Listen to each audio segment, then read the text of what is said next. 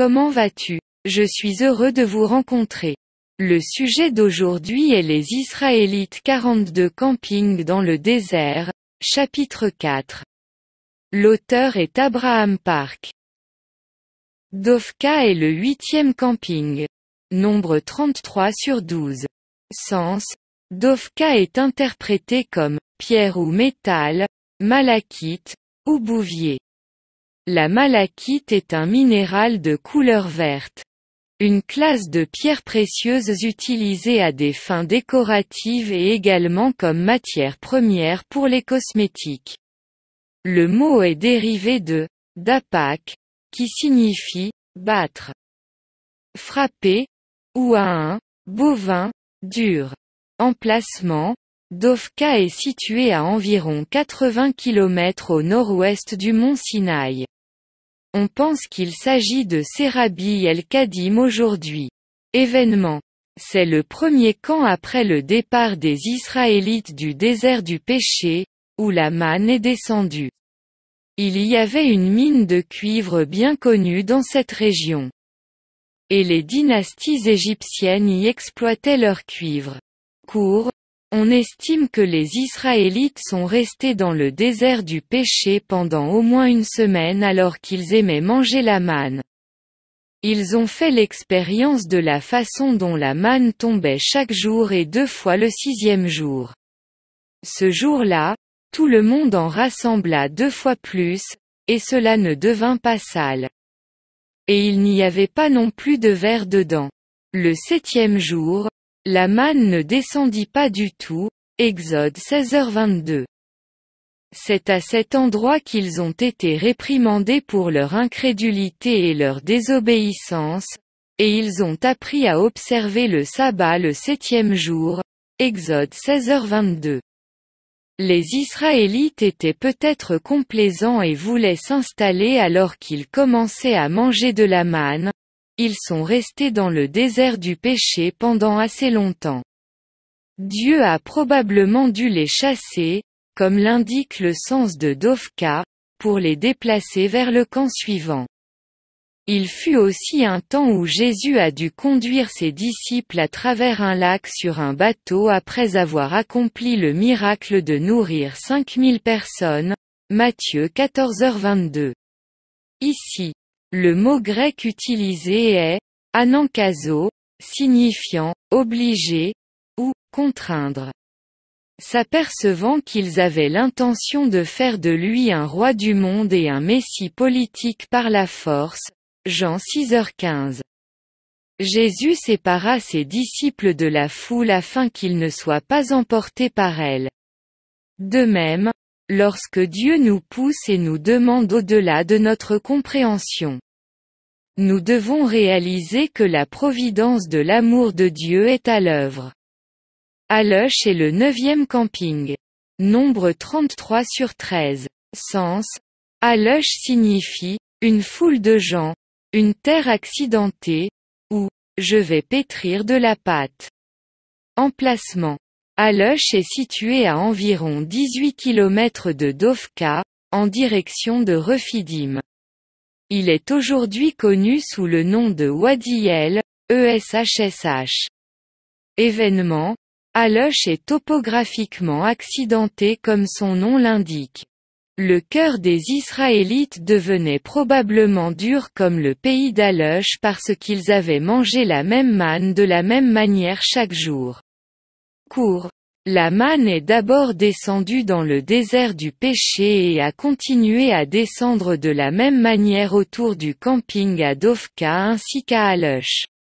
Au début, ils mangeaient de la manne sans la faire cuire, Exode 16h15. Cela avait le goût de gaufrettes au miel, Exode 16h31. Cependant, 6 jours après que la manne a commencé à descendre, Dieu leur a dit: faites cuire ce que vous allez cuire et faites bouillir ce que vous allez faire bouillir et tout ce qui reste est mis de côté pour le garder jusqu'au matin. Leur enseignant comment préparer la manne, Exode 16h23. Nombre 11 sur 8 déclare: le peuple le ramassait et le broyait entre deux meules ou le battait dans le mortier, le faisait bouillir dans la marmite et faisait des gâteaux avec. Et son goût était comme le goût des gâteaux cuits avec de l'huile. L'expression avec de l'huile est sémen, en hébreu faisant référence à l'huile d'olive utilisée pour pétrir la pâte. C'est un indice que les Israélites faisaient des gâteaux à partir de la manne en la mélangeant et en la pétrissant avec de l'huile. Le mot faire dans Nombre 11/8 est au temps parfait. Ce qui signifie qu'ils ont fait cuire de la manne avant Tabéra, où se déroulent les événements de Nombre 11. Sur la base du sens d'Alush, je vais pétrir la pâte.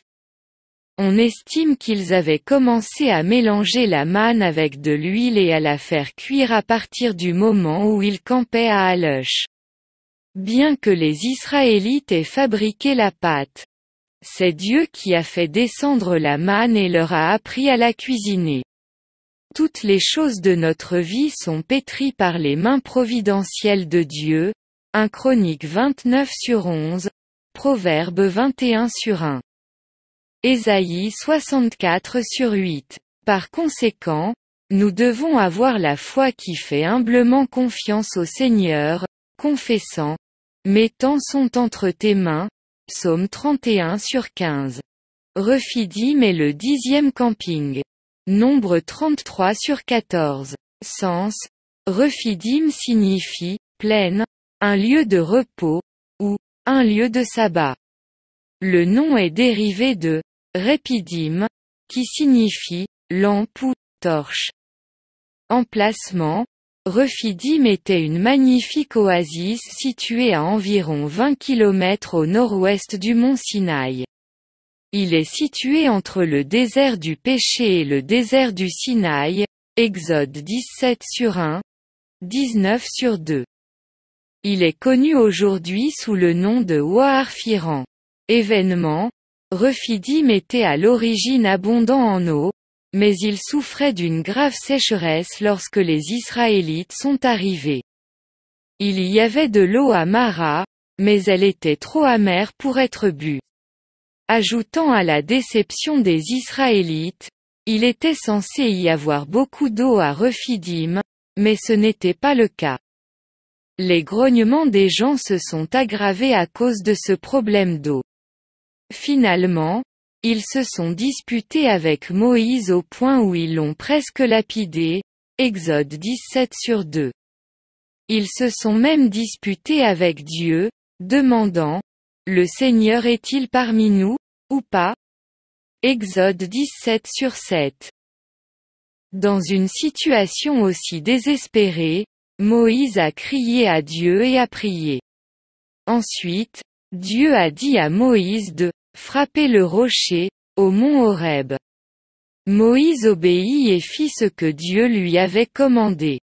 Ce qui résulta en un jet d'eau suffisant pour que 2 millions de personnes puissent boire.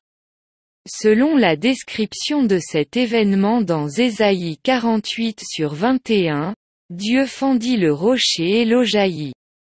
Les psaumes 105/41 déclarent « Il ouvrit le rocher et de l'eau en sortit », et psaume 78/20 déclare « Il frappa le rocher ». De sorte que les eaux jaillissaient et que les ruisseaux débordaient. De plus, psaume 114/8 déclare que Dieu a changé le rocher en une mare d'eau, le silex en une fontaine d'eau. Et Deutéronome 8h15 le décrit comme Dieu vous a fait sortir de l'eau du rocher de silex. Moïse a appelé cet endroit Massa et Mériba, Exode 17/7. Massa, Massa, signifie épreuve, et Mériba, Mériba, signifie querelle. Moïse a donné ces deux noms au site afin que les gens n'oublient pas l'acte d'incrédulité des Israélites en se disputant avec Moïse et en doutant de l'existence de Dieu sur le problème de l'eau potable à travers les générations, psaume 95/8. Immédiatement après cette épouvantable démonstration d'incrédulité, Israël a été attaqué par les Amalécites.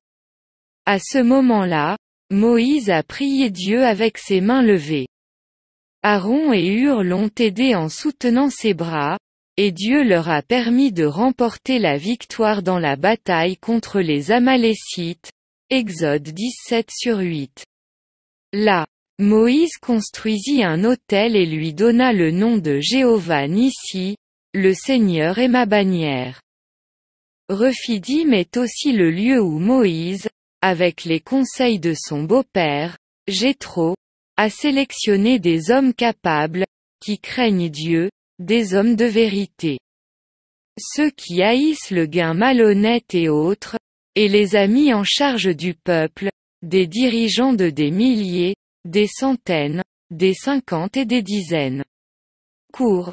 À la suite des plaintes contre Dieu, le beau pays appelé « un lieu de repos » et « un lieu de sabbat » est devenu un lieu sombre d'épreuves et de querelles avec Dieu. Il n'y a pas de paix pour les méchants qui se plaignent contre Dieu. Ésaïe 48/22, 57/21. Bien qu'ils aient éprouvé et querelle avec Dieu. La miséricorde abondante de Dieu a permis à l'eau de sortir d'un rocher du mont Horeb, et il leur accorda la grâce de remporter la victoire dans la bataille contre Amilek. C'est une preuve de la bonté éternelle de Dieu, qui fait preuve de compassion et de miséricorde même au milieu de la colère. Ésaïe 54/8.